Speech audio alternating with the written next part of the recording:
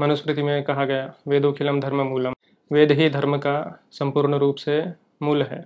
सभी कर्म अंततः वेद में ही जाकर के जुड़ते हैं, चाहे वो हिंदू नाम के इस बड़े शब्द की परिभाषा के अंतर्गत आने वाला कोई भी संप्रदाय हो, कोई भी व्यक्ति हो, वो जो कुछ भी करता है वो अंततः जाकर के वेद से ही जुड़ता है। वेद में ही उसको अपना आश्रय मिलता है।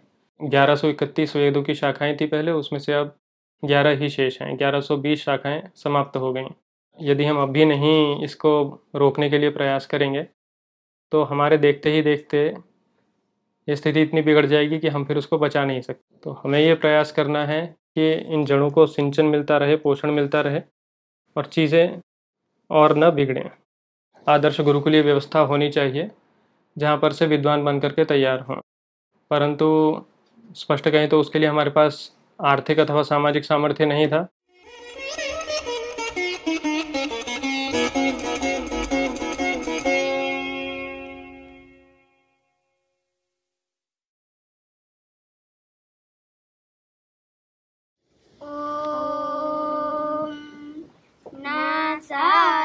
सदासीन्नो सदासी तदानीं शीघ्रजो नो व्योमा परुयत् किमवारिवः कुहकस्य शर्मन्नम्भ किमासीत् गहनं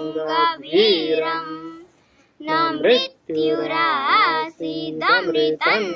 तर्हि न रात्र्या नासीत् प्रकेतः आनीतवातौ स्वदया तदेकं तस्माद्धान्यन्न परः किञ्चनास तमासीत्तमसा गूढमग्रे प्रकेतं सलिलं सर्वम इदम्। ओम नमस्कार, मेरा नाम मोहित भारद्वाज है।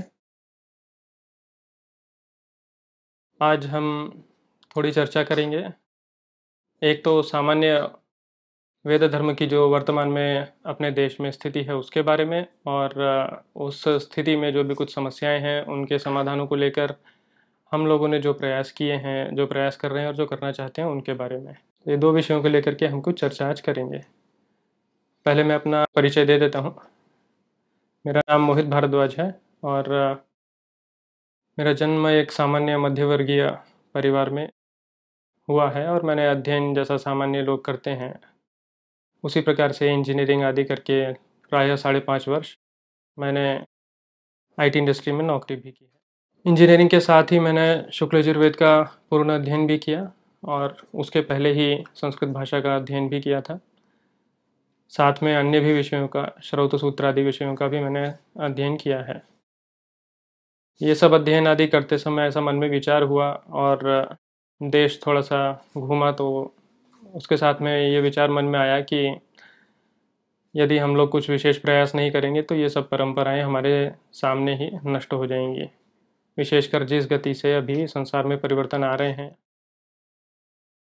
विशेषकर जो भी टेक्नोलॉजी में, प्रौद्योगिकी में जो भी कुछ परिवर्तन और नवीनतम बातें आ रही हैं उनको देख करके ऐसा लगा कि हमने यदि कोई प्रयास नहीं किया तो ये सब आगे नहीं बचने वाला है। वो सोच करके हम लोगों ने कुछ प्रयास किए हैं और आगे उन प्रयासों को बढ़ाना चाहते हैं। तो इस सब विषय में हम आज चर्चा करेंगे। सबसे पहले थोड़ी सी संक्षिप्त परिस्थिति देख लेते हैं वेद धर्म के बारे में अभी भारत में कैसा है। तो जैसा मनुस्मृति में कहा गया, वेदोखिलम धर्म मूलम, बहुत सामान्य सा वाक्य है, बहुत लोगों ने सुना भी होगा। वेद ही धर्म का संपूर्ण रूप से मूल है। कहने का आशय है कि हिंदू जो भी कोई अपने को कहता है और वो जो कुछ भी करता है धर्म के नाम से, जो कुछ भी कर्म वो करता है, चाहे उसने वेद पढ़ा हो या ना पढ़ा हो, अधिकतर लोगों को पढ़ने की आवश्यकता भी नहीं है और इच्छा तो नहीं होती, तो नहीं भी हो, परंतु सभी कर्म अंततः वेद में ही जाकर के जुड़ते हैं। चाहे वो हिंदू नाम के इस बड़े शब्द की परिभाषा के अंतर्गत आने वाला कोई भी संप्रदाय हो, कोई भी व्यक्ति हो, वो जो कुछ भी करता है वो अंततः जाकर के वेद से ही जुड़ता है। वेद में ही उसको अपना आश्रय मिलता है। इसलिए भले ही प्रत्येक व्यक्ति का वेद से पाला नहीं पड़ने वाला, परंतु यदि वेद नहीं रहेगा तो धीरे धीरे ये सब चीज़ें बिखर जाएंगी। उदाहरण के लिए हम ऐसा समझ सकते हैं कि जैसे कोई वृक्ष है, उसकी जड़ें हैं, तो जो भी पोषण है वो जड़ों के माध्यम से ही ऊपर तक जाएगा। वृक्ष की सबसे शीर्ष में जो पत्ती अथवा फल होगा वहाँ तक भी वो जड़ों के माध्यम से ही जाएगा। जो भी कोई व्यक्ति उस वृक्ष को बचाना चाह रहा है, उसको सींच रहा है, उसको हेतु तो फल से ही है, परंतु उसके बाद भी सींचना तो जड़ों को ही पड़ेगा। फल में अथवा पत्तियों में अथवा टहनियों में कोई पानी या खाद नहीं डालता है। तो जड़ें यदि सुरक्षित रहेंगी तो वृक्ष अपने आप आगे और पल्लवित होगा और समाज के लिए फल देगा। हमारा ब्राह्मणों का काम उन जीवों के जैसा है जो जड़ों में रहते हैं और उस पानी को अथवा मिट्टी से मिलने वाले पोषण को और सूक्ष्म रूप में परिवर्तित करके वृक्ष के लिए उपलब्ध करवाते हैं। बदले में समाज से हमें समर्थन मिलता है, इसलिए हम उस काम को कर पाते हैं। इस प्रकार ये चक्र चल सकता है। परंतु अभी वर्तमान में जो स्थिति है वो ये है कि ये जो हम जिन जड़ों की बात कर रहे हैं बहुत दुर्बल हो चुकी हैं। समय के साथ में बहुत सारे कारणों से धीरे धीरे ऐसा होता गया। किन कारणों से हुआ वो चर्चा बहुत विस्तृत हो जाएगी, तो उसको अभी छोड़ देते हैं। परंतु अंततः हम यहाँ पर पहुँचे हैं कि 1131 वेदों की शाखाएं थी पहले, उसमें से अब 11 ही शेष हैं। 1120 शाखाएं समाप्त हो गईं पिछले 1500 अथवा 2 सहस्र वर्षों में लगभग। धीरे धीरे करके ये स्थिति अभी आ गई है और अभी हम आगे सावधान नहीं रहेंगे तो और इससे भी निम्न स्थिति आएगी। अग्निहोत्री होना बहुत ही सामान्य सी बात माना गया पहले, विशेषकर ब्राह्मणों के लिए। अभी पूरे देश में भी आपको नित्य अग्निहोत्री 20-25 से अधिक नहीं मिलेंगे।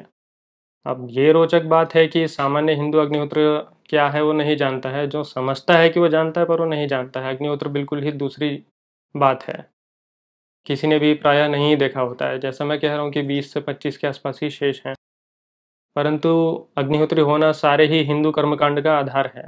हिंदू जो भी अनुष्ठान कर्मकांड जो कुछ भी करते हैं उस सब का आधार है कोई व्यक्ति अग्निहोत्री होना चाहिए। ये बातें इतनी लुप्त हो गई हैं कि इनको चर्चा करना यदि आरंभ करें तो समाप्त नहीं होने वाला।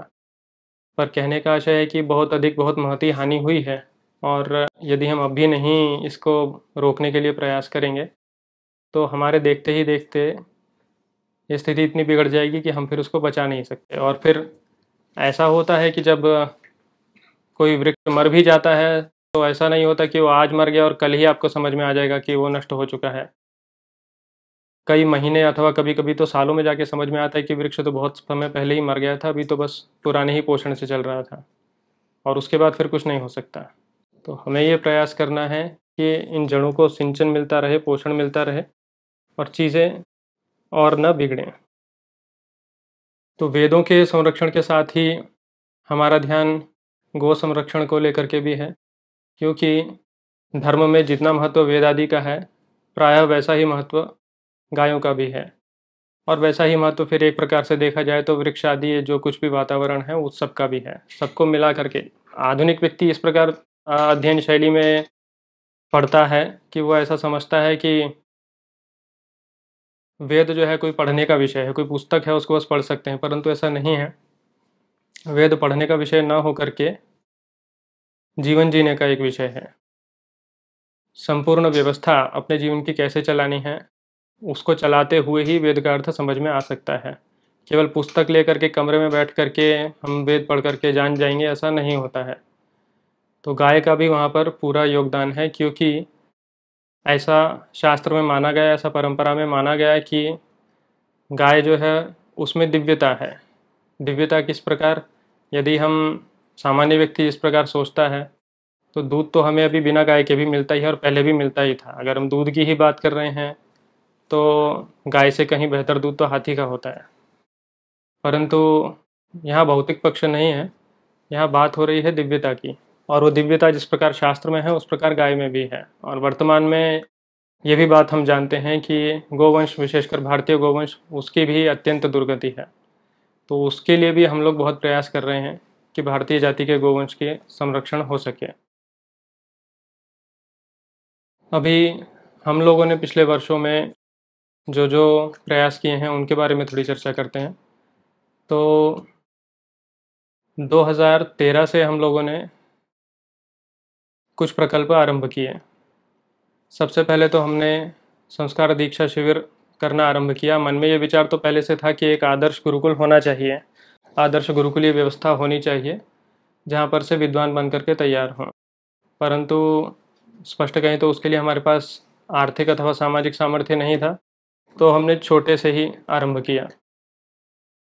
और जिस प्रकार ग्रीष्मावकाश में अथवा शीतावकाश में सामान्य विद्यालय जाने वाले बच्चों के पास में, विद्यार्थियों के पास में समय होता है, उस समय हमने इस प्रकार से शिविर लगाना आरंभ किया, जिसमें उनको गुरुकुलीय जीवन किस प्रकार होता है, ब्रह्मचारी का जीवन किस प्रकार होता है, उसका अनुभव हमने देने का प्रयास किया। उस प्रकार का अनुभव हमने लोगों को दिया, बच्चों को दिया।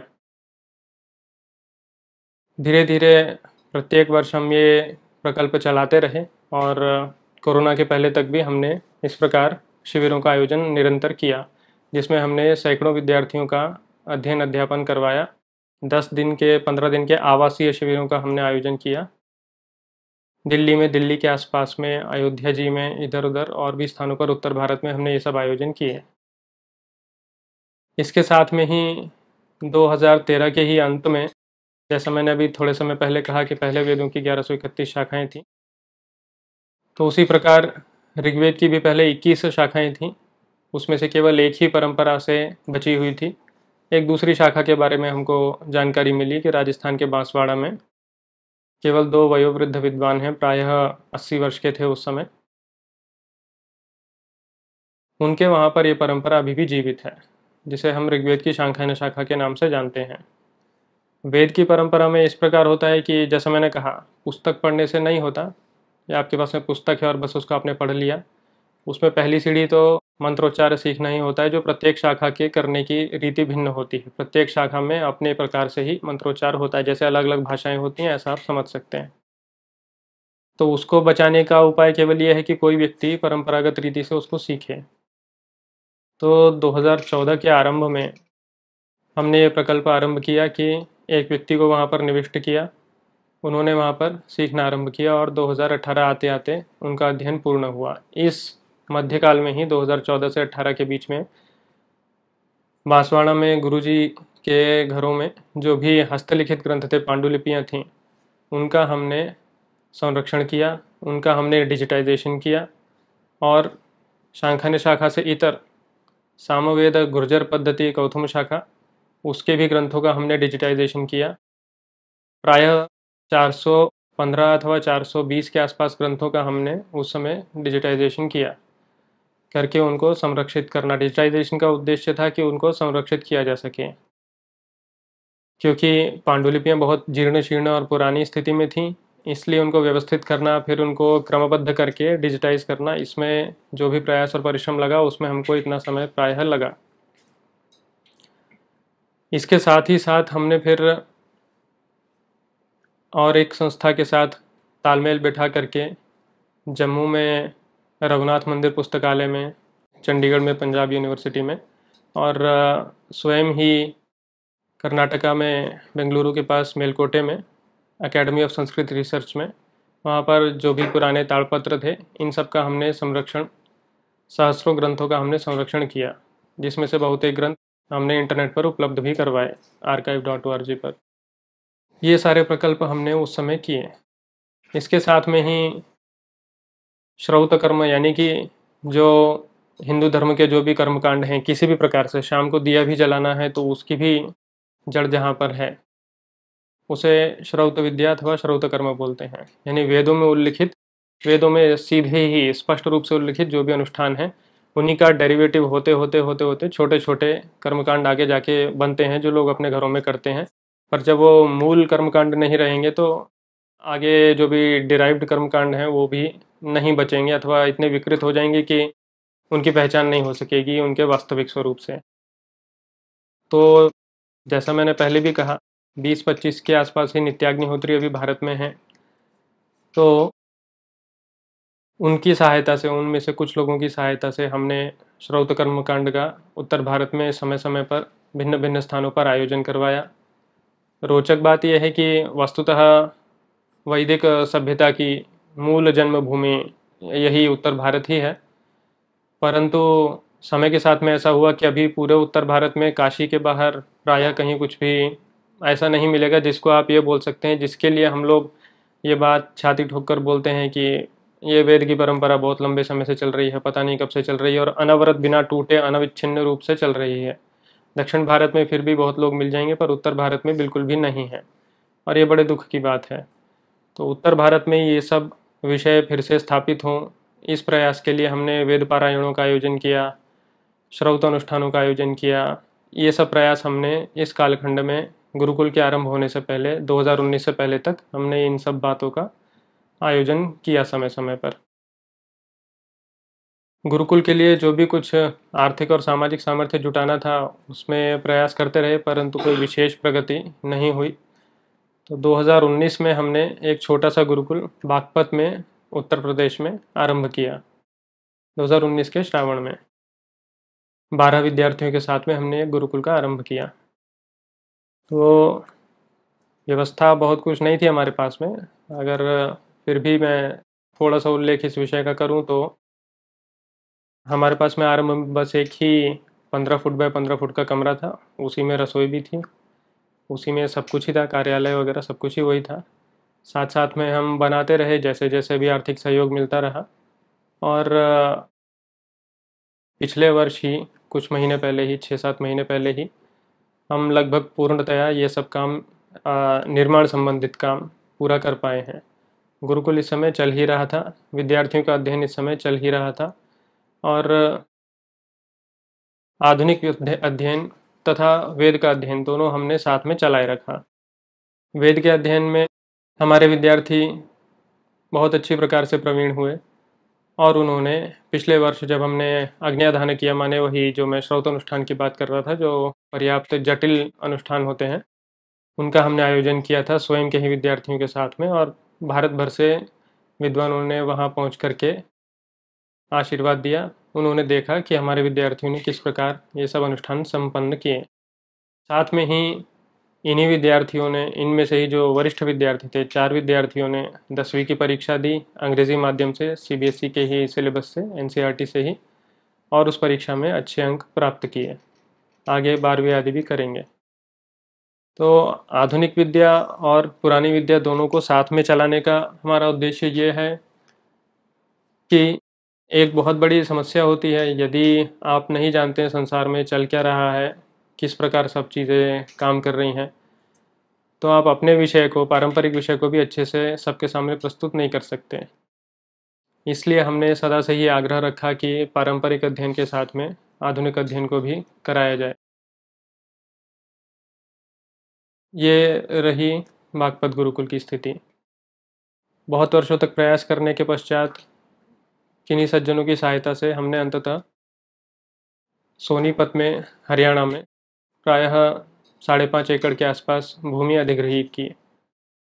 वर्तमान में वहाँ भी हमने गुरुकुल आरंभ किया है, और अभी निर्माण कार्य सोनीपत में चल ही रहा है।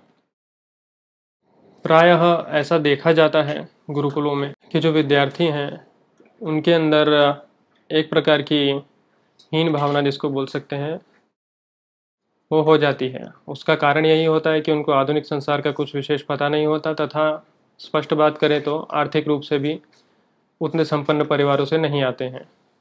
उसको दूर करने के लिए भी आवश्यक है कि उनको आधुनिक विषयों की जानकारी रहे, उनके मन में ऐसी बात न रहे कि उन्हें पता नहीं है संसार में चल क्या रहा है। ऐसा होने पर ही उनके अंदर इतना आत्मविश्वास आएगा कि वे अपनी बात को दूसरों के सामने दृढ़तापूर्वक रख सकेंगे। इस विचार के साथ में हम ये 2 गुरुकुलों को चला रहे हैं। सोनीपत में अभी निर्माण कार्य प्रगति में ही है, परंतु कुछ निर्माण हो गया है जिससे कि गुरुकुल चलाया जा सके। साथ में ही 2019 में ही हमने गौशाला का भी आरंभ किया था। अभी हमारे पास में प्रायः 30 के आसपास गौवंश है, 30 से अधिक ही है। तो गायों को हम अपने पास ही स्वच्छंद रूप से सदा से रखते आए हैं। कभी हमने गायों को बांधा नहीं, कभी उनका किसी भी प्रकार से शोषण नहीं किया। उनके जो भी वत्स हुए, चाहे स्त्री हो या पुरुष, उनको भी हम रखते हैं अपने पास में। और हमारा ये प्रयास है कि देशी जाति के गोवंश की वृद्धि हो। पिछले प्रायः 30-40 वर्षों में जिस भी विचार से सभी सरकारों ने ऐसा प्रयास किया कि विदेशी गोवंश और भारतीय गोवंश का मिश्रण हो और संकरता एक प्रकार की उत्पन्न हो, उसके पीछे मंशा ये रही कि विदेशी गाय दूध अधिक देती हैं, अथवा जो भी कुछ बात रही, उसका दुष्परिणाम ये हुआ कि अभी आपको शुद्ध जातीय गौ ढूंढनी हो किसी भी भारतीय जाति की, तो बड़ा असंभव सा काम हो जाता है। बहुत अधिक परिश्रम और बहुत अधिक स्थानों पर जाने के बाद कहीं कहीं कुछ कुछ रक्त परंपराओं से प्राप्त गाय आपको मिल सकती है जो शुद्ध जाति की हो। तो हमने वो सारा प्रयास दे करके अपने पास में 4 जातियों की, हरियाणवी, राठी, साहिवाल और थारपारकर, 4 जातियों के गोवंश को हम पाल रहे हैं। ये गौशाला की स्थिति है। गुरुकुल की स्थिति मैं आपको बता ही चुका हूँ।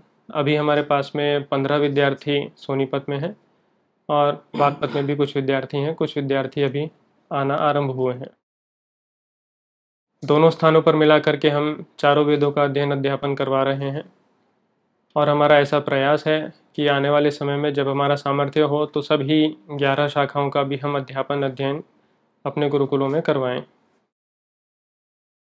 जब हम बांसवाड़ा में पांडुलिपियों को लेकर के काम कर रहे थे तो हमारे सामने एक बड़ा ही रोचक श्लोक आया जो एक ऋग्वेद की पांडुलिपि में किसी लिपिकार ने, किसी लिपिक ने लिखा हुआ था। और श्लोक इस प्रकार था, भग्न पृष्ठ कटिग्रीवो बंधम मुष्टिरधो मुख कष्टेन लिखितम ग्रंथम यजनेन परिपालयेत। आशय ये हुआ कि जीवन भर ये सब अध्ययन अध्यापन करते करते मेरी कमर टूट गई है, मेरी गर्दन बहुत झुक गई है जैसे कि कमर में लगती हो, और मेरी उंगलियां भी ठीक से नहीं खुलती हैं। मैंने बहुत कष्ट से इस ग्रंथ को लिखा है, इसको ग्रंथ की पालना यज्ञ करके की जाए। पालना माने उसको संभाल के रखना, उसको आगे बढ़ाना, इस प्रकार की बात। तो एक जो बात मैं बार बार बोलता हूँ कि वेद पढ़ने का विषय नहीं है, जीने का विषय है, वो बात भी इस श्लोक में आप देख सकते हैं। लिखने वाले ने ये नहीं लिखा है कि पठने न परिपालयेत, पढ़ करके इस ग्रंथ की पालना करो। उसने लिखा यज्ञ करने से इस ग्रंथ की पालना करो, माने जो भी कर्म है उस कर्म को करके उस ग्रंथ को, उस परंपरा को, उसकी पालना करो। सामान्यतया वही हमारी बुद्धि में आता है कि कोई भी इंटेलेक्चुअल परंपरा है, कोई भी ज्ञान परंपरा है, उसको पढ़ के पाला पोसा जाता है, परंतु वैदिक संप्रदाय में, वेद धर्म में इस प्रकार नहीं है। उसको जी करके ही उसको पाला जाता है, पढ़ने से नहीं। तो ये सब हमारे अनुभव रहे, इसलिए हम सदा ये प्रयास करते हैं कि अपने जो विद्यार्थी हैं वे केवल पुस्तकीय स्कॉलर न बन के उन्हें वास्तविक ज्ञान हो विषयों का। और एक जो वैदिक जीवन है वो सभी विषयों को साथ में लेकर के चलता है। जैसे मैंने कहा बिना गायों के ये सब अनुष्ठान अथवा ये सब धर्म का निर्वाह नहीं हो सकता, वैसे ही बिना वृक्ष वनस्पतियों के ये सब नहीं हो सकता। उसमें भी विशिष्ट प्रकार की आवश्यक होते हैं, किसको कब किस प्रकार प्रयोग करना है वो सब ज्ञान होना चाहिए। ये सब ज्ञान पुस्तक पढ़कर नहीं होता, ये सब ज्ञान करके और उसको जी करके होता है। इसलिए हमारा ये प्रयास है कि ये जो सोनीपत में जहाँ पर हमारे पास विस्तृत भूमि है वहाँ पर एक सारा वातावरण बनाया जाए, जिसे हम बना भी रहे हैं। और उसके साथ में उस वातावरण में से जो व्यक्ति निकलेगा तो ज्ञान, पुस्तकीय ज्ञान तो है ही उसके पास, परंतु पुस्तकीय ज्ञान के साथ में उसने उस ज्ञान को जिया है, इसलिए वो कभी ना तो इस परंपरा से अथवा ज्ञान से द्रोह करेगा, परंतु उसके ऊपर भी इसका वास्तविक तात्पर्य, इसके सार को वही व्यक्ति जान पाएगा जिसने इसको जिया है। पुस्तक पढ़ के वेद.pdf पढ़ने वाले तो कितने नहीं हैं, इंटरनेट पर सब कुछ उपलब्ध है, परंतु पुस्तक पढ़ने से ही हो जाता तो इतनी समस्या ही ना होती। तो ये हमारा प्रयास है। अब एक जो और दूसरी समस्या आती है, प्रायः लोग जैसा सोचते हैं अपनी कल्पना में, यदि आप गुरुकुल कोई गया पढ़ने के लिए तो वो विद्वान बनकर ही निकलेगा, अथवा कोई गुरुकुल में गया है तो वो बिल्कुल व्यास बनकर ही निकलेगा। परंतु ऐसा नहीं होता। जैसा कहीं और भी किसी अन्य ज्ञान परंपरा में होगा, आधुनिक हो अथवा पुरातन, वैसा यहाँ पर भी होता है। 10 अथवा 20 विद्यार्थी यदि आए तो उसमें से 2-3 ही होंगे जो वास्तविक विद्वान बन पाएंगे। इसमें उनका दोष नहीं है, बहुत सारी बातें मिलकर के कोई विद्वान बनता है, स्वयं की मेधा भी होती है, सबकी प्रवृत्ति भी नहीं होती। और ये बात आप आते के साथ ही बालक को देखकर नहीं बता सकते। परंतु इसका अर्थ ये भी नहीं है कि जो अन्य बालक हैं वो, उन पर हमारा किया गया परिश्रम व्यर्थ गया। ये उस प्रकार की बात है कि जैसे आपने 1 किलो दूध लिया तो वो 1 किलो दूध में से 200 ग्राम ही घी निकलता है, पर जो बाकी 800 ग्राम था वो कचरा है, ऐसा नहीं है। सारा दूध दही नहीं बनता, परंतु दही का भी जो पानी होता है वो भी उपयोगी होता है। सारा दही मक्खन नहीं बनता, परंतु उसमें भी जो पानी निकलता है वो छाछ बनता है। और सारा मक्खन घी नहीं बनता, उसमें भी जो महेर निकलता है उसकी भी मिठाई बनती है। तो उपयोगी सब कुछ ही है, परंतु समस्या की बात यह है कि आधुनिक विषय पढ़ने वाला व्यक्ति, स्कूल जाने वाले लोग, जैसे हमारे साथ भी स्कूल में बहुत लोग गए, परंतु जो पढ़ने में अत्यंत दुर्बल भी थे, वे भी यदि परिश्रम करते हैं तो अच्छा फल पाते हैं। परंतु वर्तमान में वैदिकों के जीवन में ये कष्ट है कि यदि आप बहुत अच्छे विद्वान बन गए तब तो आपको आर्थिक रूप से जीवन में कष्ट नहीं होगा। यदि आप अच्छे विद्वान नहीं बने, यदि आप औसत अथवा औसत से नीचे रह गए और आपने जीवन भर वेद का ही अध्ययन किया है, तो जीवन में सामाजिक रूप से, आर्थिक रूप से आप बहुत पिछड़ जाएंगे। इस समस्या को भी दूर करने के लिए हमने ये विचार रखा कि हमें आधुनिक अध्यापन अपने विद्यार्थियों को कराना चाहिए। एक बार वेद आदि का अध्ययन हो जाता है, साथ में चलता रहता है, तो जो व्यक्ति वेद पढ़ सकता है तो आधुनिक विषय पढ़ने के लिए कुछ बड़ी बात रह ही नहीं जाते। इसलिए, और उनको पढ़ने से लाभ इतना है कि अभी संसार में आप यदि वेद पाठशाला से निकले हैं, गुरुकुल से निकले हैं, तो आपके पास में करने के लिए क्या है? अथवा तो आप कोई शोध कार्य करेंगे, कहीं पढ़ाएंगे, अथवा आप पौरोहित्य करेंगे। पौरोहित्य करने से कुछ भी आर्थिक कल्याण नहीं होता, किसी का हो जाए तो हो जाए, सामान्यतः नहीं होता। इन सब समस्याओं के निवारण के लिए हमने ये समाधान आरंभ से ही रखा कि बच्चों को साथ में आधुनिक विषय का भी हम अध्यापन कराएं। तो ये सारी रूपरेखा को लेकर के हम चल रहे हैं अभी, और ये हमारे गुरुकुल की स्थिति है। अभी आगे गुरुकुल का सोनीपत में जो गुरुकुल का निर्माण अभी हो रहा है, उसमें लगभग 5 सहस्र वर्ग फुट में हमने छत डाल करके गुरुकुल तो आरंभ किया है, परंतु आगे अभी बहुत कुछ कार्य करने की आवश्यकता है। वो सभी कार्य करने के लिए बहुत कुछ धनराशि की भी आवश्यकता है। साथ में ही जिस प्रकार हमारे पास गोवंश है, उसमें परमात्मा की दया से जिस प्रकार वृद्धि हो रही है, उसको संभाले रखने के लिए, उसको अच्छी अवस्था में रखने के लिए और व्यवस्थाएं बनाने की आवश्यकता है। ये सब करने के लिए जिस प्रकार से आज तक भी हमने जो कुछ किया, उसके लिए हम कुछ विशिष्ट लोगों के भी और सामान्य हिंदू समाज के भी विशेष रूप से आभारी हैं, कृतज्ञ हैं। उसी प्रकार से हमें आगे भी आप लोगों के सहयोग की अपेक्षा रहेगी। और यदि हम इन सब प्रश्नों से जितना शीघ्र हो सके ऊपर उठ पाएँ। कौन से प्रश्न? तो यही अर्थ विषय के प्रश्न, माने धनराशि के विषय के प्रश्न। इनकी व्यवस्था करने में बहुत समय नष्ट होता है। यदि हम इन विषयों से निकल पाएँ और अपने मुख्य काम पर अधिक ध्यान दे पाएँ, तो हम समाज के प्रति जो हमारा कर्तव्य बनता है, जो हमें समाज को वापस करके देना है, उसको हम और अच्छे से कर पाएंगे और बड़ी मात्रा में भी कर पाएंगे। इसलिए आप लोगों से अपेक्षा है कि आप इस सब विषय को समझें। आपके कोई भी प्रश्न हो तो आप हमें ईमेल पर अथवा अन्य माध्यमों से इंगित कर सकते हैं। हम समाधान करने का अवश्य प्रयास करेंगे। आप गुरुकुल आकर के भी कुछ देखना चाहें, समझना चाहें, तो उसके लिए भी हम प्रस्तुत हैं। ये हमारा सब विषय है। आपने इतना सुना, उसके लिए आप सभी का बहुत बहुत धन्यवाद। मोहित जी, मेरे कुछ प्रश्न हैं। आपने एक अग्निहोत्री का मेंशन किया। ये अग्निहोत्री क्या है? जो इसको थोड़ा एक्सप्लेन करेंगे हमें कि ये क्या है? टर्मिनोलॉजी जो हम यूज कर रहे हैं, ये किस पर्सन के लिए यूज होती है? इसका क्या इम्पोर्टेंस है आपके पूरे इस सिनेरियो में? जी जी। क्या आप अग्निहोत्री क्रिएट करने की कोशिश कर रहे हैं अपने प्रोजेक्ट के थ्रू, या जस्ट होलिस्टिकली डेवलप्ड इंडिविजुअल्स जो कि वेद की तरफ थोड़े इंक्लाइंड हो? देखिए, इस प्रकार का विचार है अपनी शास्त्र परंपरा में कि बहुत पुराने समय में, जिसको सामान्यतः प्रत्येक हिंदू जानता है, सतयुग जिसको बोल देते हैं, उस समय प्रायः लोग स्वयं से ही पवित्र थे अथवा उनको परमात्मा आदि का ज्ञान था, ऐसा हमारी मान्यता है। समय के साथ में जैसा जैसा संसार बढ़ा तो चीज़ें परिवर्तित होती गईं और लोगों को थोड़ा सा अनुशासित करने की भी आवश्यकता पड़ी, कोई बताने वाले की आवश्यकता पड़ी। तो इस प्रकार से धीरे धीरे करके कर्मकांड का विकास हुआ। तो ऐसा माना जाता है, जैसा ऋग्वेद का पहला सूक्त भी सभी जानते ही हैं, अग्नि आदि की उपासना उसमें है। अग्नि की उपासना ये हिंदुओं की प्रमुख बातों में से एक है। तो ऐसा विचार हुआ कि कुछ कुछ अनुष्ठान हैं, उनको हमें इस प्रकार से इस नियम पर करना चाहिए। उन अनुष्ठानों में योग्यता प्राप्त करने के लिए क्या क्या आपके प्री रिक्विजिट्स हैं, उनकी एक प्रकार से सूची हो गई कि आपको वेद पढ़ा होना चाहिए, आपको ये आचार नियम पालने का अभ्यास होना चाहिए, शरीर को थोड़ा कष्ट देना होना चाहिए, ये सब बातें होनी चाहिए।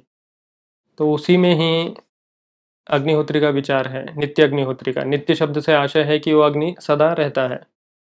जैसा विवाह करते हैं तो विवाह अग्नि में ही होता है, तो विवाह के बाद आधान माने अग्नि को ला करके रखा जाता है, उस अग्नि को नष्ट नहीं करते। जब तक पति पत्नी दोनों जीवित हैं तब तक वो अग्नि रहता है। दोनों में से एक का देहांत हो जाए तो उसका शमन हो जाता है। तो उस अग्नि को बचा कर रखते हैं और उसमें ही अनुष्ठान करते हैं, उसको बुझाते नहीं हैं, बार बार माचिस की तिल्ली से जलाते नहीं हैं। शमी गर्भ अश्वत्थ की अरणी बना करके, अरणी माने कि लकड़ी से लकड़ी घिसने के लिए जो लकड़ियाँ तैयार करते हैं उसको अरणी बोलते हैं। तो ऐसा पीपल का पेड़ जो शमी के पेड़ के ऊपर उगा हो। पीपल के पेड़ की विशेषता होती है, आप लोगों ने कभी जंगलों में घूमे हो तो दिखता है ऐसा कई बार कि कोई पेड़ है उसके ऊपर पीपल का पेड़ है, नीचे से कोई और पेड़ है, वो ऊपर कुछ और पेड़ है। तो शमी के पेड़ के ऊपर जो पीपल का पेड़ हो, ऐसे पेड़ को बहुत शुभ मानते हैं। और उस पेड़ से अरणी बना करके अग्नि उत्पन्न करके फिर उस अग्नि का संरक्षण करते हैं सदा, उसको बुझने नहीं देते। माने ज्वाला नहीं रहती सदा, जब हमने अनुष्ठान किया तो उसको प्रज्वलित किया, अन्यथा उसमें कुछ इस प्रकार का गाय के गोबर का लड्डू जैसा बना करके किसी भी प्रकार से उसको बुझने नहीं देते, संरक्षित रखते हैं। सवेरे शाम अग्निहोत्र होता है गाय के दूध से, घी से नहीं, दूध ही उसमें मुख्य है। गाय के दूध से अग्निहोत्र करते हैं। ऐसे अग्निहोत्री व्यक्ति के लिए, नित्य अग्निहोत्री व्यक्ति के लिए और भी बहुत सारे आचार नियम लागू होते हैं जिनका उसे पालन करना होता है, और अनुष्ठान लागू होते हैं। जैसे कि प्रत्येक पूर्णिमा अमावस्या के अगले दिन इष्टि करनी होती है। ऐसा व्यक्ति संसार में चाहेगा भी तो बहुत अच्छे से नहीं जा सकता। उसका मुख्य काम अपनी आध्यात्मिक उन्नति करना और अन्य लोगों का मार्गदर्शन करना, सांसारिक विषयों में कम से कम पढ़ना, परिवार होते हुए भी। ऐसा वो व्यक्ति व्यवस्था के कारण ही विवश हो जाता है और फिर बाद में स्वयं भी उसकी वही प्रवृत्ति बनती है। तो इस प्रकार ये परंपरा चलती है। इसको बोलते हैं नित्याग्निहोत्री होना। तो ये अग्निहोत्र में भी ऐसा नहीं होता कि बस एक ही कुंड है, उसमें बस दूध डाले जा रहे हैं, घी डाले जा रहे हैं और बस हो गया। ये बहुत इलेबोरेट प्रोसेस होता है और देखने से ही बहुत बेहतर समझ में आता है। 3 अथवा 5 प्रकार की अग्नियाँ होती हैं, अलग अलग आकार के कुंड होते हैं। और फिर जो अनुष्ठान भी किया जाता है तो जैसा मैंने कहा, एक स्थान पर बैठ कर नहीं करते, कुछ प्रत्येक क्रिया उसमें मंत्रपूर्वक होती है। यदि आपने हाथ में दूध अथवा घी जो कुछ भी वो भी लिया, वो भी मंत्रपूर्वक होता है। आप यहाँ से उठ करके वहाँ गए, उसमें भी मंत्र बोला जाता है। तो एक बहुत ज़्यादा डिटेल्ड प्रोसेस होता है और इसको हम नित्याग्निहोत्र करना बोलते हैं। तो ये प्रत्येक व्यक्ति के लिए करना संभव भी नहीं है, आवश्यक भी नहीं है, परंतु ऐसे कुछ लोग तो रहने ही चाहिए, क्योंकि जैसा मैंने कहा यही सब चीज़ की जड़ है। अगर यही नहीं रहेगा तो वही वाली बात है कि चाइनीज़ विस्पर्स का सा खेल हो जाएगा, जो बहुत प्रकार से हो भी चुका है अभी। तो बात कहाँ से चली थी और पहुँच कहाँ गई। तो ये जड़ हमें किसी प्रकार बचा के रखनी है। तो हम अपने प्रकल्पों के माध्यम से ये तो चाहते ही हैं कि नित्याग्निहोत्रियों की संख्या बढ़े। और गुरुकुल के पहले भी हमने प्रयास ही किया कि जो भी नित्याग्निहोत्री हैं उनको बुला करके, उनकी सहायता से अनुष्ठान आदि करके उनको भी पोषण मिले। और पिछले वर्ष जैसा मैंने कहा, हमने आधान किया माने कि अग्नि को ला करके रखा, ऐसा आशय है उसका। तो मैं भी नित्याग्निहोत्री बना इसी विचार से कि विद्यार्थी सीखें। वेद के जैसे 6 अंग हैं तो वो सभी आपस में तालमेल में काम करते हैं, और वो तालमेल तभी बैठता है, जैसा मैं बार बार कह ही रहा हूँ, कि जब आप उस जीवन को जीते हैं। आप पुस्तक में पढ़ करके नहीं हो सकता। जैसे वेद के अंग में इस प्रकार बोला गया, कल्प में ईशेत्वा छिन्नति पर्णशाखाम छिन्नति, माने पलाश की शाखा को काटता है। तो पुस्तक में पढ़ने से वो नहीं कट रही है, आपको सच में काटनी पड़ेगी तब वो कटेगी, और तभी आपको वो सब करने का अभ्यास बनेगा। तो ये हमारा प्रयास है कि अग्निहोत्रियों की संख्या भी बढ़े। साथ में जो आपने दूसरी बात कही कि जिन लोगों का झुकाव हो वेद की ओर, वे लोग ये सब बातें सीखें, ऐसे लोग बने, तो ये भी हमारा प्रयास है ही। जैसे हमने जो शिविरों का आयोजन किया था, तब हमारे पास उतना ही आर्थिक और सामाजिक सामर्थ्य था।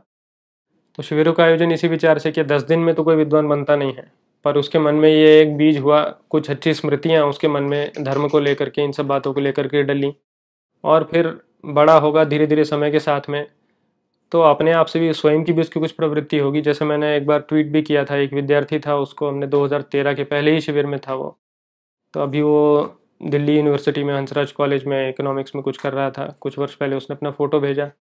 तो ऐसा कोई वो विद्वान तो नहीं बन गया, पर आज भी उसने शिखा रखी हुई है, उसने वही फ़ोटो अपना वही बताने के लिए कि भले ही वो शर्ट और पैंट पहन करके ही कॉलेज जा रहा है, चलो ठीक है, धोती नहीं भी पहनता तो कम से कम शिखा तो है, तो कुछ तो है। कुछ भी नहीं होने से एक सॉफ्ट कॉर्नर तो कम से कम बना रहेगा। मेरा एक उसी पे एड ऑन सवाल है। आपने बोला कि आप अपने गुरुकुल में 20 से 25 बच्चे अभी आपके हैं। उसमें से आप कह रहे हैं कि हर कोई विद्वान नहीं निकलेगा, सिर्फ एक दो विद्वान निकलेंगे, लेकिन जो बाकी हैं वो भी कुछ ना कुछ करेंगे लाइफ में, राइट? जी। लेकिन आपको नहीं लगता कि आपका सिलेक्शन क्राइटेरिया ऐसा होना चाहिए कि जो लोग इसी फील्ड में जाना चाहते हैं वही आपके गुरुकुल में एंट्री ले? मतलब आप कैसे सेलेक्ट करते हो? बिकॉज अगर आप उसी टाइप के बच्चे लेंगे तो आपका सक्सेस रेट ज्यादा होगा ना। 25 में से कम 20 आपके विद्वान निकलेंगे अगर आप उसी इंक्लिनेशन के बच्चे लेंगे। आप किस तरीके से सेलेक्ट करते हैं कौन आपके गुरुकुल में एडमिशन ले सकता है? देखिए, ले तो कोई भी सकता है, लेने सकने वाली तो बात नहीं है, परंतु एक वास्तविकता है हिंदू समाज की, वो आज से नहीं है, बहुत लंबे समय से है। तो हमारे एक मित्र हैं, एक दूसरी पाठशाला में पढ़ाते हैं, वे ऐसा बोलते हैं कि पुराने समय में लोग भाव से गुरुकुल में आते थे, अभी अभाव से आते हैं। तो क्योंकि अगर हम वैसी बात करें कि हमने जैसे और भी प्रकल्प चलते हैं सब प्रकार के, जैसे उदाहरण ले लीजिए आप, कॉन्वेंट स्कूल्स होते हैं, मिशनरी स्कूल्स होते हैं। ऐसा नहीं है कि आप उन स्कूल में जाएंगे तो आपको क्रिश्चियनी बना देंगे, पर आपको थोड़ा सॉफ्ट सा वो कर देते हैं क्रिश्चियनिटी के प्रति, अथवा उस विचारधारा के प्रति थोड़ा सॉफ्ट कर देते हैं। तो उसका काउंटर अपने लोगों ने बनाया, डीएवी अथवा इस प्रकार की और भी संस्थाएं हैं जो आपको धार्मिक विषयों के प्रति, उनके प्रति थोड़ा झुकाव हो जाता है। आपको सप्ताह में एक बार हवन करवाएंगे, आपकी प्रार्थना में कुछ मंत्रोच्चार वगैरह हो जाएगा, तो आपको थोड़ा सा वो सेट हो जाएगा आपके दिमाग में। आप ठीक है, बहुत ज़्यादा उसके एंटी तो आप नहीं ही जाएंगे, इतना वो कर देते हैं। ये एक चीज़ हो गई। ये करने में अथवा करवाने में माता पिता को भी कोई कष्ट नहीं है। परंतु जब आप बात करते हैं एकदम ओरिजिनल चीज़ की, एकदम कोर चीज़ की आप बात करते हैं, अब आपने बोला कि हमें इसको विद्वान बनाना है, और हमने बोला कि वेद का विषय तो जीने का विषय है। तो शास्त्र में सभी स्थानों पर ये बोला गया कि ब्रह्मचारी को नंगे पैर रहना है। आज के समय में यही बहुत बड़ा विषय है माता पिता के लिए। आप सामान्य हिंदू समाज में जाइए, जो व्यक्ति बहुत संपन्न ना भी हो, आप उससे बोलिए कि अपने बच्चे को नंगे पैर रखो, उनको ऐसा लगेगा पता नहीं सारा दरिद्रता इसी में ही दिखाई देगी क्या। तो ये एक उदाहरण है। इस प्रकार की और बहुत सारी बातें हो जाती हैं ब्रह्मचारी के जीवन में जो माता पिता को भाती नहीं है। ऐसा नहीं है कि वो कोई बहुत बड़ा कष्ट है, खाने पीने को अच्छा मिल रहा है, पहनने ओढ़ने को अच्छा मिल रहा है, सारी व्यवस्था है, पर आपको एक डिसिप्लिन लाइफ जीनी है। प्रायः हिंदू माताओं को अभी क्या चाहिए कि दिन में जब भी बच्चा कुछ भी खाने को मांगे सो खाने को मिलना चाहिए। गुरुकुल में वो नहीं होता।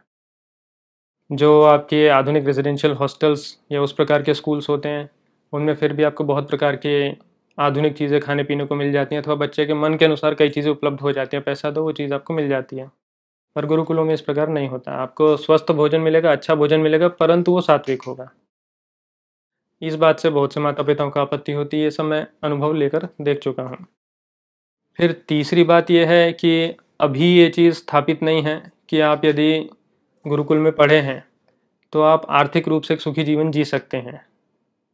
सबसे बड़ी बात यहाँ पर आकर रुकती है।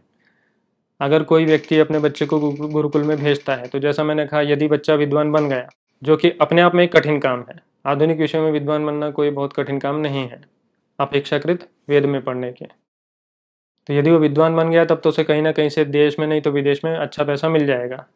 पर यदि वो औसत विद्यार्थी है, अधिकतर लोग औसत ही होते हैं, तो उसे पैसों के लिए दुखी होना पड़ेगा। ये एक सच्चाई है। जबकि आधुनिक विद्या में, जैसा मैंने कहा, हमारे साथ स्कूल में क्लास में 40 बच्चे थे, 40 में से 2-4 को छोड़ दे तो सभी अच्छा कर रहे हैं, कोई ऐसा परेशान नहीं है पैसे के लिए। तो वे सब तो टॉपर नहीं थे, टॉपर तो 2-3 ही होते हैं।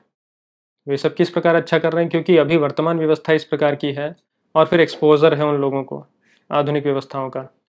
तो इसलिए जब भी वे नौकरी करने जाएं, व्यापार करने जाएं, तो उनको एक कॉन्फिडेंस है, उनको पता है दुनिया कैसे चल रही है। पर हमें ये सब चीज़ें बच्चों को अलग से सिखानी पड़ती हैं, अलग से एफर्ट डाल के करना पड़ता है, और ये बात अभी समाज में स्थापित नहीं। जैसे मैंने उदाहरण दिया कि हमारे कुछ बच्चों ने 10वीं की अंग्रेजी माध्यम से, तो हमारे पास में एक बात कहने के लिए हुई। अब कोई नया व्यक्ति आएगा तो हम उसको ये बोल सकते हैं कि हमारे बच्चों ने अंग्रेजी माध्यम से अच्छे अंक ला करके 10वीं उत्तीर्ण की है। 12वीं करेंगे तो हम 12वीं का भी उदाहरण देंगे। बच्चों को हमने कोडिंग सिखाना भी आरंभ किया, बेसिक वेब डेवलपमेंट। कि चलो ठीक है, अभी आईटी इंडस्ट्री अगर इसी प्रकार से बढ़ती रहे तो इसका एक एडवांटेज है कि आप कहीं दूर रह करके भी अच्छा काम करके अपना थोड़ा बहुत पैसा जोड़ सकते हैं। और यदि आप वैसा करते हैं, अगर आप नौकरी करते हैं तो आप वैदिक जीवन नहीं जी सकते, क्योंकि नौकरी अलग समय मांगती है। सवेरे 8 बजे आपको घर से निकलना है और फिर रात को आने का कोई समय नहीं, तो आप कब तो अपने अनुष्ठान आदि ये सब करेंगे, वो नहीं कर सकते आप। पर एक बार को आईटी में इस बात की संभावना हो सकती है कि चलो प्रतिदिन ना सही, बहुत सारे दिन आप ये इस प्रकार जीवन जी सकते हैं। तो हमने बच्चों को कोडिंग आदि ये भी हम सिखाते हैं अपने बड़े बच्चों को। और कुछ समय पहले ही 2 बच्चों ने काफ़ी अच्छे से करना सीखा। उनको एक छोटा सा प्रोजेक्ट, हमारे एक मित्र हैं उनकी ही कंपनी है, तो उसमें हमने एक छोटा सा प्रोजेक्ट उनको दिलवाया, जिससे उनको थोड़ा सा काम करने का अनुभव हो कि प्रोफेशनली काम कैसे किया जाता है। पर इन चीज़ों को समाज में स्थापित होने में, लोगों को कन्विंस होने में समय लगता है। तो इसलिए प्रायः जो थोड़े से अधिक संपन्न वर्ग के लोग हैं, वे अभी तो हमारे पास इस प्रकार के विद्यार्थी नहीं आते, और इसलिए हमारे पास में बहुत अधिक विकल्प नहीं होता चुनने का कि ये बच्चा अच्छा पढ़ सकता है तो हमें इसको लेना चाहिए। फिर दूसरी बात है कि जो इस वर्ग के बालक हैं, भारत में ग्रामीण शिक्षा जो है, गाँव में जो स्कूल्स वगैरह हैं, आपने भी देखा होगा उनमें किस स्तर पर पढ़ाई होती है। तो हमारे पास में 10 वर्ष का बच्चा है चाहे 12 वर्ष का, हमें उसे बिल्कुल वर्णमाला से आरंभ करना पड़ता है पढ़ाना। उसी में 2 साल आराम से निकल जाते हैं। उसके बाद फिर वेद की बारी आएगी, ये सब चीज़ें आएंगी, तो इन चीज़ों में बहुत अधिक समय लग जाता है। जबकि अगर उसकी कम से कम बेसिक एजुकेशन अच्छी हो पीछे से बच्चे की, कि कम से कम उसे लिखने पढ़ने में, 10 साल के बच्चे को लिखने पढ़ने में कष्ट नहीं होना चाहिए। तो यदि उस प्रकार के भी हों तो हमारा ऑब्वियसली, जैसा आपने कहा, सक्सेस रेट बढ़ेगा। पर उस चीज़ के लिए पहले लोगों को कन्विंस होना पड़ेगा। दोनों चीज़ें आपस में जुड़ी हुई हैं, बच्चा पहले से किस प्रकार पढ़कर आ रहा है और उसके घर में किस प्रकार की आर्थिक स्थिति है। जितनी बेहतर आर्थिक स्थिति का होगा, प्रायः ऐसा होता है कि उतना बेहतर उसका शिक्षण रहा होगा। और समाज का क्या परसेप्शन है इन चीज़ों के प्रति। हमारे पास में अभी विस्तृत भूमि है, हम चाहें तो इसमें जैसा और भी आधुनिक स्कूल्स चलते हैं वैसा स्कूल भी बना सकते हैं, और उसको हम नाम दे सकते हैं फलाना फलाना वैदिक स्कूल, जिसमें हम वही सप्ताह में 1 बार 2 बार हवन करवा दिया, कभी धोती पहना दी, ये सब कर दिया। नहीं मोहित जी, तो मेरा क्वेश्चन एक्चुअल में वो नहीं है। मेरा क्वेश्चन है कि जैसे हमारा जो गुरुकुल है, यहाँ पे हम दो चीजें डिस्कस कर रहे हैं। एक तो क्या हमारे वेद बोलते हैं, क्या उनकी अपब्रिंगिंग होनी चाहिए ताकि हम अपने एशियन कल्चर या वेदास को प्रोटेक्ट कर सके। दूसरा है करंट रिक्वायरमेंट, क्या आज का एनवायरनमेंट है। तो बिकॉज जैसे चिन्मय मशन अपने स्कूल्स चलाता है, वो भी इसी आइडियोलॉजी को फॉलो करते हैं कि वेद पढ़ाने हैं और उनको एक पर्टिकुलर आइडियोलॉजी से ले जाते हैं। बट उनके यहाँ पे काफी डिस्टिंग्विश बच्चे आते हैं, मींस सीईओ एमडीज वगैरह के बच्चे भी चिन्मय मिशन स्कूल से पढ़ते हैं जी, क्योंकि उन्होंने एक मिक्सचर सा बना रखा है जिसमें वेद की प्रैक्टिस भी है, प्लस वो बच्चों को ऐसे भी प्रिपेयर कर रहे हैं ताकि वो आगे चल के अपनी लाइफ में सेटल हो सके। तो हमारे जो बच्चे आपके गुरुकुल से पढ़ेंगे, क्या वो at the end of the day brahmacharis बनेंगे या नॉर्मल लाइफ लीड करेंगे? मेरा क्वेश्चन ये है, हम ब्रह्मचारीज क्रिएट कर रहे हैं या नॉर्मल होलिस्टिक ह्यूमन बीइंग? नहीं, होलिस्टिक ह्यूमंस ही क्रिएट कर रहे हैं। जैसा मैंने आपसे कहा कि अग्निहोत्री होने के लिए विवाह तो होना ही चाहिए। जहाँ विवाह आ गया तो वहाँ तो संसार में व्यक्ति चला ही गया, और संसार में गया तो पैसे की बात आ ही गई। तो ब्रह्मचारी तो वो है ही हैं। जब तक विवाह नहीं हुआ तब तक तो ब्रह्मचारी ही हैं, जब तक गुरुकुल में है तब तक तो ब्रह्मचारी हैं। ये एक बहुत बड़ा मिसकंसेप्शन है सामान्य हिंदू की बुद्धि में कि धार्मिक विद्या में गया तो विवाह नहीं करेगा तो वह संसार में नहीं जाएगा। जबकि शास्त्र में इस प्रकार के अनेक वाक्य हैं जो ऐसा बोलते हैं कि आपको विवाह आदि करके संसार में जाना है, ये आपका कर्तव्य है। आपको संसार में, ठीक है, आपको उस कर्तव्य में आनंद आता है या नहीं वो दूसरी बात है। आता है तो बहुत अच्छी बात है, नहीं भी आता है तो भी आपको संसार में जाना है।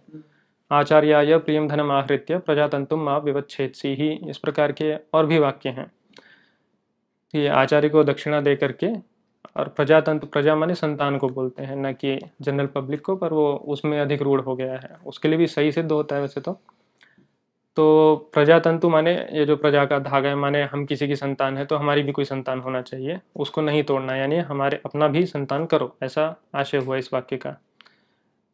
तो यही हमारा विचार है कि जैसा मैंने उदाहरण दिया, अब जब मैं ये बात बोलता हूँ कि 10 या 20 में से 2-3 ही अच्छे विद्वान बनेंगे, तो ये तो एक फैक्ट है कि अगर हमारे पास में पहले से थोड़े अधिक पढ़े हुए अथवा घर की ओर से कम डिस्टर्ब बैकग्राउंड के बालक आएँ तो हमारा सक्सेस रेट बढ़ेगा। पर बढ़ के भी वो 10-20 में से 70-80% नहीं जा पाएगा तब भी, क्योंकि ये पढ़ाई अपने आप में ही कठिन है। ये तो एक फैक्टर है, कई सारे फैक्टर्स मिलकर के कोई विद्वान बनता है। स्वयं की मेधा होनी चाहिए, समय देना चाहिए, सही समय पर हमारे पास आना चाहिए, माता पिता की ओर से निश्चिंत होना चाहिए कि वे कोई व्यवधान उत्पन्न ना करें। उसके अलावा जो उसकी पृष्ठभूमि है, आर्थिक पृष्ठभूमि, उस ओर से बहुत चिंता नहीं होनी चाहिए। प्रायः भारत में ऐसा होता ही है, अभी हमारा देश दरिद्र ही है, बहुत लोग पैसा कमा लिए परंतु ओवरऑल देश दरिद्र ही है। 15-16 वर्ष का हो गया तो माता पिता को चिंता होती है कैसे खाएगा कमाएगा, उस उन चिंताओं से मुक्त हो, स्वयं की मेधा तो होनी ही चाहिए। ये सब मिला करके कोई विद्वान बनता है। तो हमने अगर जितने फैक्टर हम रिजॉल्व करते जाएंगे उतना सक्सेस रेट बढ़ता जाएगा, पर स्वयं की मेधा एक बड़ा फैक्टर फिर भी रहता है, क्योंकि ये कॉर्पस बहुत बड़ा है। और जब मैं विद्वान शब्द का प्रयोग करता हूँ तो मैं उस व्यक्ति की बात कर रहा हूँ जो आज से 2000 साल पहले भी विद्वान माना जाता। जो अपने विद्यार्थी निकलेंगे, जो कम सीखने वाले भी निकलेंगे, आज के हिसाब से तो वे भी एक बार को विद्वान ही कहलाएंगे। वेद मंत्र बोलना तो उन्हें भी आता होगा, बहुत से मंत्र उन्हें भी कंठस्थ होंगे, बहुत से मंत्रों का अर्थ वे भी जानते होंगे। ओवरऑल क्या ये सिस्टम है, क्या ये इकोसिस्टम है, उस सब का परिचय उनको होगा ही, क्योंकि वो उसमें जिए हैं। तो आज के हिसाब से तो वे भी विद्वान ही कहलाएंगे। पर मेरी विद्वान की परिभाषा या मेरा बेंचमार्क आज की दृष्टि में विद्वान कहलाना नहीं है। आपने चिन्मय मिशन का उदाहरण लिया, तो वस्तुतः उन्होंने बहुत अच्छा काम किया ही है, परंतु पहले दिन से ही उनके पास में एमडी और सीईओ के बच्चे आए, ऐसा नहीं हुआ। दूसरी बात यह कि सामर्थ्य ही सामर्थ्य को खींचता है, बड़ी सीधी सी बात है। अगर किसी भी व्यक्ति को उदाहरण ले, कितना भी धर्मनिष्ठ हो, कितना भी धार्मिक हो, वो अगर आकर के ये देखेगा कि अच्छा ये तो 1000 स्क्वायर यार्ड्स के अंदर एक छोटी सी बिल्डिंग है, उसमें भी अभी ये कमी है, तो अपने बच्चे को नहीं छोड़कर जाएगा, चाहे वो कितना भी धार्मिक हो। ये एक फैक्ट है। चाहे खाने पीने की ओर से कोई कष्ट नहीं है, किसी भी प्रकार से कोई कष्ट नहीं है, पर वो ये सोचेगा कि नहीं, इससे और अच्छा कुछ होना चाहिए, इससे अच्छा तो मैं घर में दे सकता हूँ, या ऐसा वो सोच सकता है।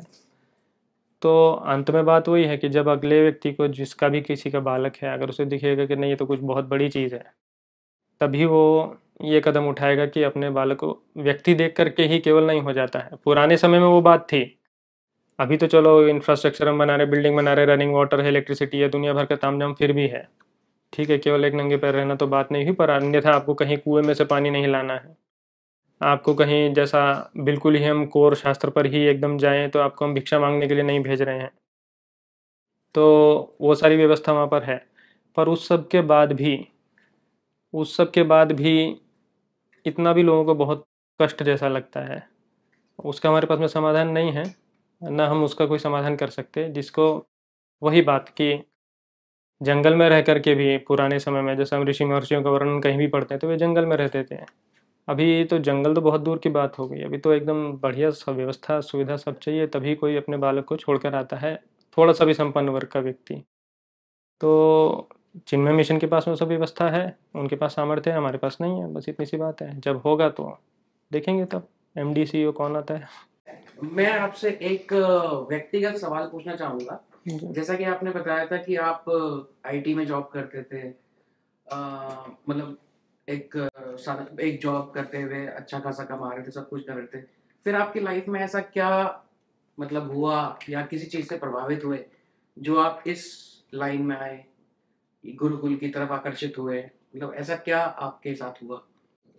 नहीं, ऐसा कुछ भी नहीं हुआ, और ये प्रश्न प्रायः सभी स्थानों पर पूछा जाता है। लगभग 8-10 जगह पर जाकर के मैं लेक्चर दे चुका हूँ, पर हर जगह ये सवाल हर कोई पूछता ही है। इसका कोई उत्तर ऐसा है नहीं। बहुत सावधानी पूर्वक मैंने इन सब बातों पर विचार किया, बहुत वर्षों तक विचार किया। इतना तो अगर आप सोचने वाले व्यक्ति हैं तो इतना तो 12-14 वर्ष का होते होते थोड़ा स्पष्ट होने लगता है। और ये सामान्यतः ये बातें किसी भी औसतन हिंदू परिवार में आपको देखने में मिल ही जाती हैं, विशेषकर नगर में। इसमें बॉलीवुड का भी पूरा योगदान है, तो आपको बड़ा देख करके खुद ही समझ में आ जाता है। किसी की शिखा है, चुटिया है तो उसका मजाक बनना चाहिए, कोई धोती में है तो उसका मजाक बनना चाहिए। ये बच्चों को बैठा करके कोई माँ बाप नहीं बोलते कि धोती वाले का मजाक उड़ाओ, ऐसा कोई नहीं करता, पर कहीं से तो ये चीज़ आती है। तो अगर कोई सोचने वाला व्यक्ति होगा, 12-14 वर्ष कोई इतनी छोटी आयु भी नहीं होती, बहुत सी चीज़ों के बारे में बहुत से बच्चे सोचते ही हैं। तो मैंने भी सोचा है कि ये सब मतलब क्या ये सही है या नहीं है। इसी प्रकार से विचार कुछ कुछ बुद्धि में चलते रहे। फिर उसके बाद जब लगभग 16-17 वर्ष का हुआ तो फिर पिताजी मेरे आईटी में ही हैं, तो कभी कभी उनके साथ ऑफिस जा करके ऐसे इंटरनेट वगैरह, मतलब पता था इंटरनेट कोई चीज़ होती है। तो 16 वर्ष के आसपास का वो तो घर में भी इंटरनेट आया। तो इंटरनेट के तो असीमित उपयोग हैं, जिस भी दिशा में आप जाना चाहें वो बहुत आगे तक आपको ले जा सकता है। तो वहाँ से अध्ययन आदि आरंभ किया, बातें समझ में आई, क्या विषय है, क्या स्थिति है, ये सब समझ में आया।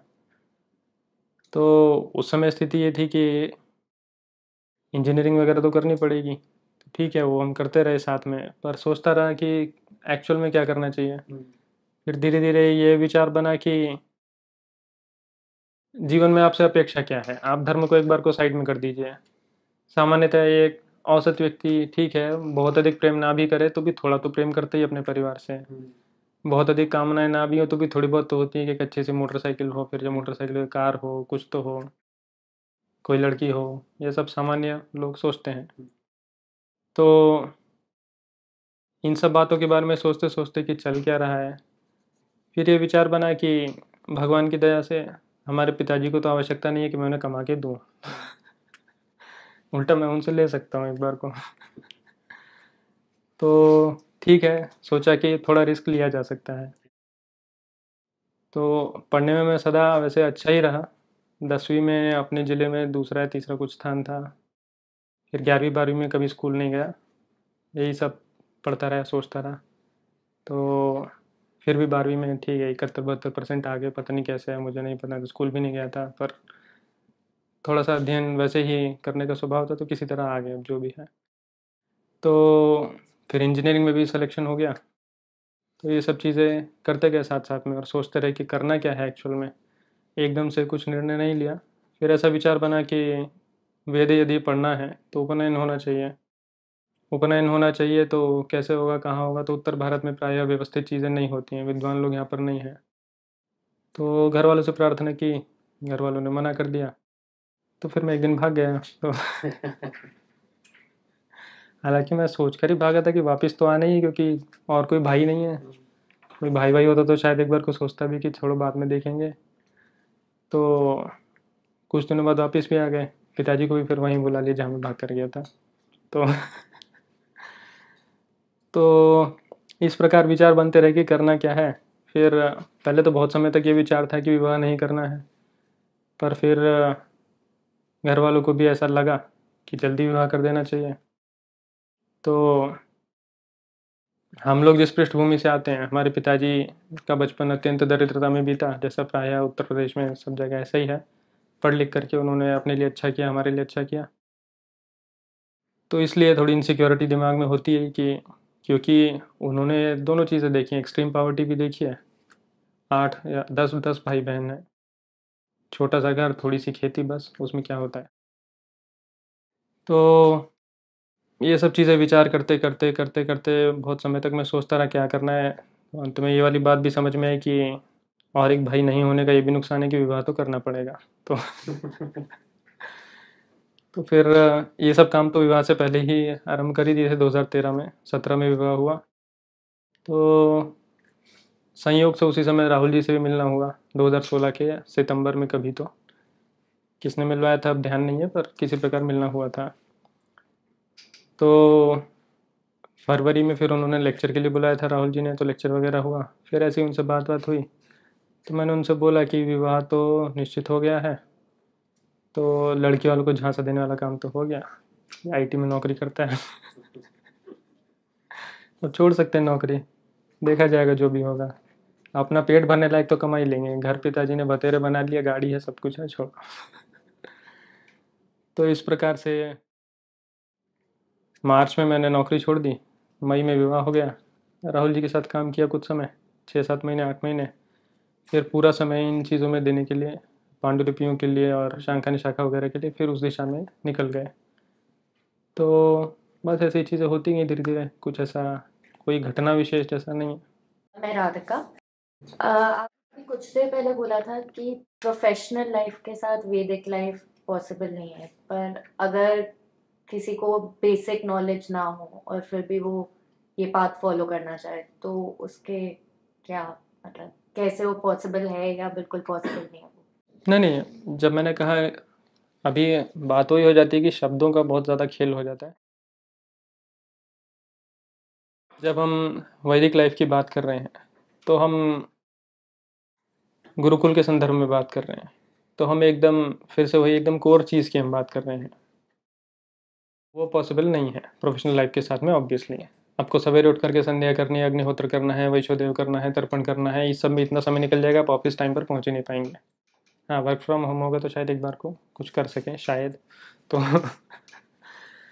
तो परंतु इस सब के बाद भी जैसा मैंने पहले भी कहा कि एक तो आम जनता हो गई और एक आइडियल चीज़ हो गई, बहुत हाई फाई स्कॉलर हो गए, पारंपरिक विद्वान हो गए जिनको सब कुछ पता है। उन दोनों के बीच में बहुत सारे लेयर्स होते हैं। उन लेयर्स में हम कहाँ पर सेट हो रहे हैं ये तो हमको अपने आप से देखना पड़ेगा। तो भले ही हम आइडियल नहीं हैं पर हमारी डायरेक्शन आइडियल की ओर है, या बिल्कुल 0 और 100 के बीच में हम कहीं पर हैं। तो 100 तो पॉसिबल है ही नहीं प्रोफेशनल लाइफ के साथ में, 100 के 50 भी पॉसिबल नहीं है, पर 20-30 कुछ तो पॉसिबल हो ही सकता है। वो डिपेंड करता है कि हमारी लाइफ में सिचुएशन क्या है, हम आर्थिक रूप से कितने संपन्न हैं, परिवार से कितना सहयोग है, अथवा अन्यथा भी हमारा मानसिक और शारीरिक सामर्थ्य कितना है। इस पर निर्भर करता है कि हम कितना कर सकते हैं। तो अल्टीमेटली आपको एक स्ट्रक्चर को लेकर के चलना है, अपने जीवन को चलना है। तो आप ऐसा नहीं कर सकते कि मैंने आधान कर लिया, अब मैं नित्याग्निहोत्री हूँ, पर परसों ऑफिस टूर पर जाना है तो मैं छोड़ करके चला जाता हूँ, आने के बाद में दोबारा से प्रायश्चित्त कर लूँगा। ये नहीं हो सकता। पर इतना तो अवश्य हो सकता है कि मैं जब भी घर में होता हूँ मैं संध्या करता हूँ, मैं जब भी घर में होता हूँ मैं शाम को सवेरे दीपक जलाता हूँ, या मेरी अन्य जो भी जिस भी संप्रदाय में श्रद्धा है, जिस भी देवी देवता में श्रद्धा है, जब मैं घर में होता हूँ उसकी पूजा करता हूँ। जो उपवास आदि करने के हैं समय पर मैं उनको कर लेता हूँ, या वर्ष में अथवा 2 वर्ष में एक बार तीर्थ पर जाता हूँ। ये चीज़ें तो कर सकता हूँ मैं। तो मेरे लिए क्या सही है, मेरा स्वीट स्पॉट क्या है, वो समझने के लिए जैसा किसी भी और फील्ड में होता है, उस फील्ड के एक्सपर्ट होते हैं, वो परामर्श देते हैं कि तुम ऐसा ऐसा कर लो, ऐसा ऐसा मत करो, ऐसा करोगे गलत हो जाएगा, ऐसा करोगे अच्छा होगा। वो चीज़ अपने यहाँ पर मिसिंग है वैसे सच बोला जाए तो। और वो मिसिंग इसीलिए है क्योंकि ये चीज़ें बहुत ज़्यादा लेयर वाइज काम करती हैं, किसी भी अन्य फील्ड के जैसे ही। आपको कार खरीदनी है तो आप सीधे रतन टाटा से उसे तो कंसल्टेशन नहीं लोगे, बीच में बहुत सारे और भी लोग होने चाहिए। तो उसी प्रकार से अपने यहाँ भी होना चाहिए, पर अपने यहाँ है ही नहीं। मतलब मैन पावर का सॉल्यूशन तो मैन लाना ही है ना। अगर है ही नहीं लोग तो लोग पढ़ेंगे लिखेंगे तैयार होंगे, सैकड़ों सहस्रों वर्षों में जो समस्या बनी है उसका चुटकी बजाते ही समाधान हो जाएगा, ऐसा नहीं है। इसीलिए हमारी आशा ये है कि हम अगर एक प्रोटोटाइप जैसा भी, एक सैंपल जैसा भी खड़ा कर सकें, तो भारतीय लोग नकल करने में एक्सपर्ट हैं। अगर हम एक सफल मॉडल दे सकते हैं तो मल्टीप्लाई होने में टाइम नहीं लगता। स्केलेबिलिटी अपने आप में उतना बड़ी समस्या नहीं है, पर एक बार लोगों की श्रद्धा बननी चाहिए, विश्वास बनना चाहिए, एक बार प्रूफ ऑफ कॉन्सेप्ट हो जाना चाहिए क्या ये चीज़ काम करती है। ऐसा होगा तो धीरे धीरे समस्या का समाधान होगा। बाकी हमें अपने निजी रूप से जो भी बेस्ट अवेलेबल है, देखिए एक तो ये बात है जैसा शतपथ ब्राह्मण में भी कथा है, तो याज्ञवल्क्य को पूछा गया कि सूर्य कौन है, सूर्य माने तो सूरज होता है। तो उन्होंने बोला कि मतलब आकाश में सूर्य है। तो बोला रात में सूर्य कौन है, माने प्रकाश कहाँ से आएगा। तो चंद्रमा है। अमावस्या को सूर्य कौन है, तो बोले कि ध्वनि है, मतलब जहाँ से आवाज़ आएगी कुछ तो सेंस ऑफ डायरेक्शन बनेगा।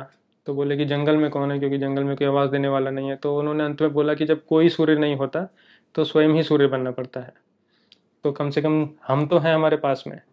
यदि हम अपने आप में सच्चे हैं, ये तो अपने को पता होता है कि हम सच बोल रहे हैं झूठ बोल रहे हैं, कितना झूठ बोल रहे हैं, कितना पागल बना रहे हैं किसी को। तो अगर हमें उतनी श्रद्धा उतनी ईमानदारी है अपने प्रति तो कहीं ना कहीं से रास्ता मिल ही जाता है, और हम जितना कर सकते हैं उतना करते हैं, धीरे धीरे चीज़ें इंक्रीमेंट होती हैं। अंततः आत्मा अमर है। ठीक है, इस जन्म में जितना हुआ अच्छी बात है, बाकी अगले में करेंगे, सब इसी जन्म में कर लेंगे तो अगले में क्या करेंगे।